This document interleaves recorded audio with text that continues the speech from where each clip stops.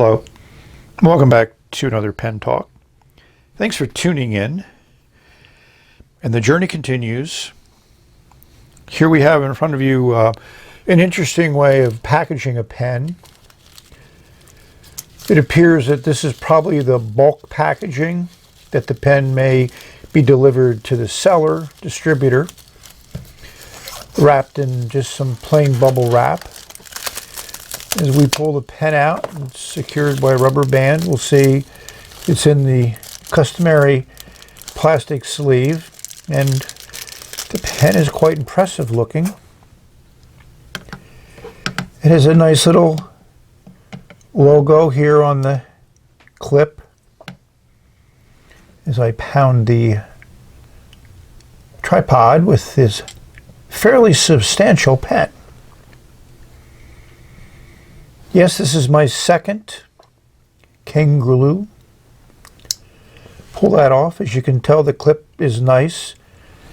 And that's just an impressive resin. My lighting guy is just not up to snuff today. You know, this is a resin that some earlier Parkers came in. The reissue of the dual fold, not the original dual fold, obviously. And I just saw this pen and the price was excellent. Here's the eBay auction. And to me, this was just a perfect pen to add to my collection. And the other thing that encouraged me to get it is it takes 3.5 turns to get that cap off. You know, it's great with that logo on it and all that scroll work, and this is a medium. So I'm looking forward to that. Classic pen. You know, this just unscrews because it's a cartridge converter. Nice substantial metal section there with some identification on it. Yes, this is a 316. A nice logoed converter. You know, a little bit above your standard converter. I'm not a fan of that spring in there, but it seems to be a popular thing to add. No metal threads inside the barrel as we find on some. Fluid. Yeah, the threads are done well. This pen, the original pen that I got years ago, I also was impressed with the resin. This is a more stately design.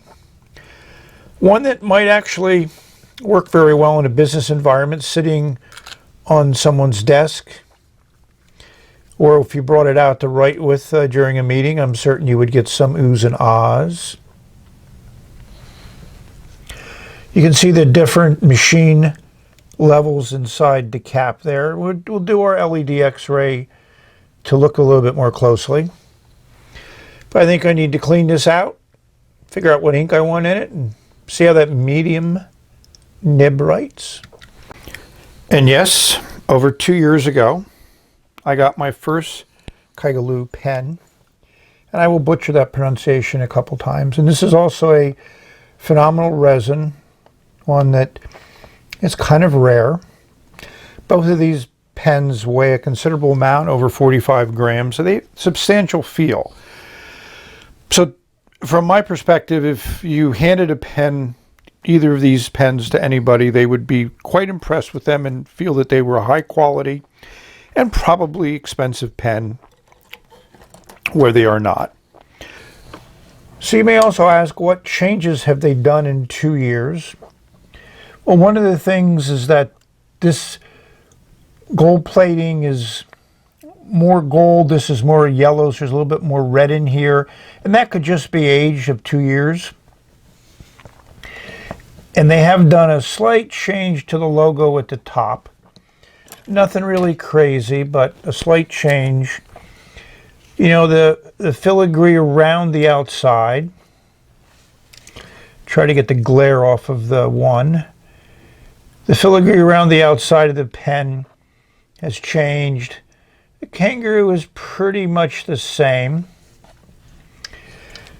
And basically, the rest of the pen is pretty much the same. So for over 2 years, they've continued to make the pen. And I like the nibs so much, and they both have medium nibs, that I bought some spare medium nibs. So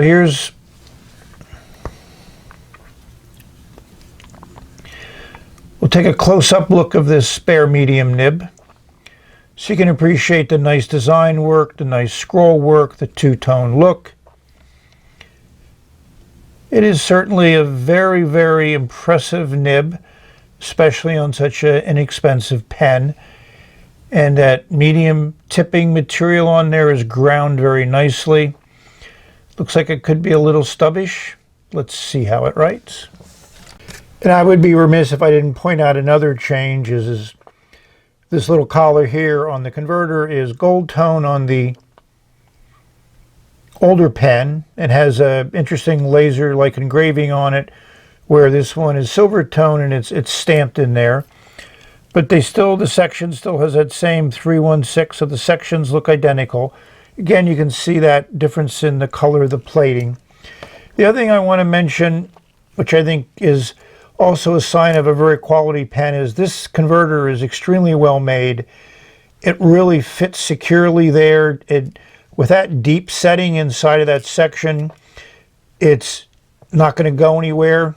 And I appreciate that. It shows attention to detail and also investment in the functionality of the pen to make certain it will last a long time and provide you with writing pleasure for a long time. So I promised the LED X-ray. And this is just a very, very well done resin. That opalescence, pearlescence that goes through this resin is really nice. It gives us a lot of different shades of color. And it is slightly transparent.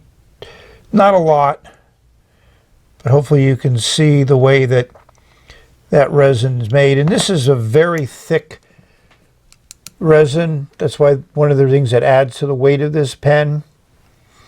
And if we look on the inside, we'll just see there's machine ledges and a sealed end there at the top. Everything's probably glued together, which is nice. But you can see how thick that wall is. And like I say, this is a very substantial pen. One that should last for lifetimes, provide you with writing pleasure and a visual enjoyment. And maybe you can guess the ink from the fact that it's on my fingers. I haven't used this ink in a while and it just called out to me. So this is a Noodler's ink that's been around for a very, very long time. Has a very good reputation. And I think it just right for that Kaigelu pen. Here's the color card on the 54th Massachusetts, and it's definitely on the dark side of a blue-black. And when you put it down really thick, it's almost pure black.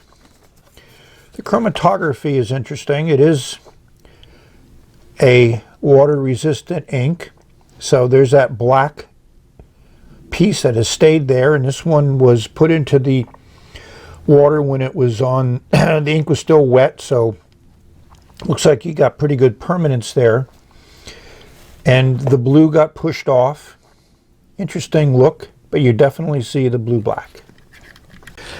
So you have every right to ask, why do I own this pen? And the easy answer is because I like it, because I haven't looked at a Kaigelu for a while, and this finish really attracted me. There's been a number of reviews on this pen by a number of very prominent pen reviewers, and I think it's gotten pretty good positive reviews. And I just think this resin is very interesting, very well done. You can see the black section in that gold ring, so it is, you know, somewhat translucent. The big design issue from my perspective is it takes about 3 turns to get off that cap, and that's a lot. I mean, once you get it off, the pen looks really nice. There's an interesting kind of a, on the yellow side, and here's like a white pearlescence. So they really did a nice job in blending different colors and making a very interesting resin. In the hand, this is definitely a big pen, and it's definitely a heavy pen. We'll give you those weights. It does post, but like most designs that are like this, it posts very high and it does back weight the pen. So the nib on paper almost becomes no weight whatsoever, which is not my preference. So I would probably almost always write with this unposted, unless for some reason I had to put the cap somewhere. So overall, I'm happy to add this to my collection. And for the price, I think this is the absolute best deal on the internet, on eBay, for Chinese pens. And as soon as we put nib to paper, hopefully we can also validate that it's an excellent writer.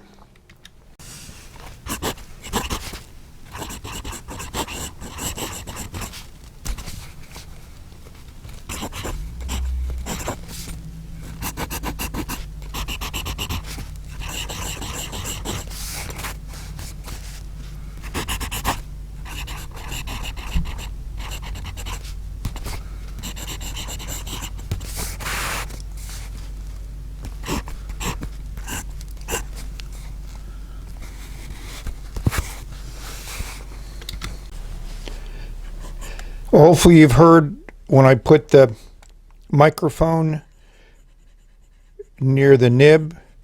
This is a very smooth writer. I would say of the past 20 pens that I've reviewed, this is the smoothest. So I give kudos to Kaigelu, and I'm glad I have two more of these nibs. Their size is more like a 5.5 size. I mean, their length is in between like a 5 and a 6 nib. I'm certain they'll fit well into Pen BBS pens, but I already have a lot of mediums to go in there. So I think it's now time to rate this pen, and I'm going to give it a 9.1. It's going to get 2 checks for the nib, 1 check for look, build, engineering, everything else. It is a little bit on the heavy side, so that knocks it down a little bit. If you like heavy pens, then maybe you would raise up the rating. So let's go to the details.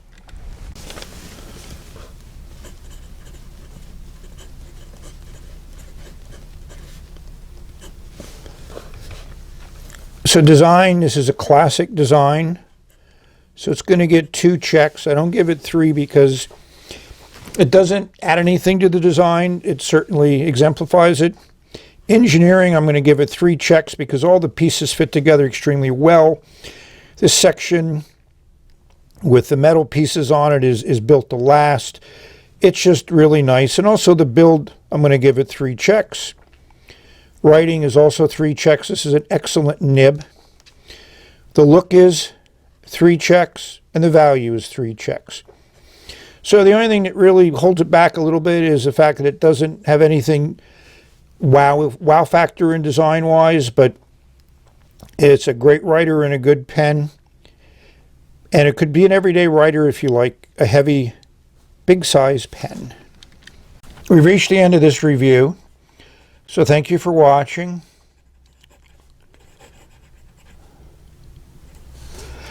I think this Noodler's ink works extremely well in this pen. No drying out, writes first time every time after you unscrew the cap 3 turns, which is another one that knocks down the rating a little bit.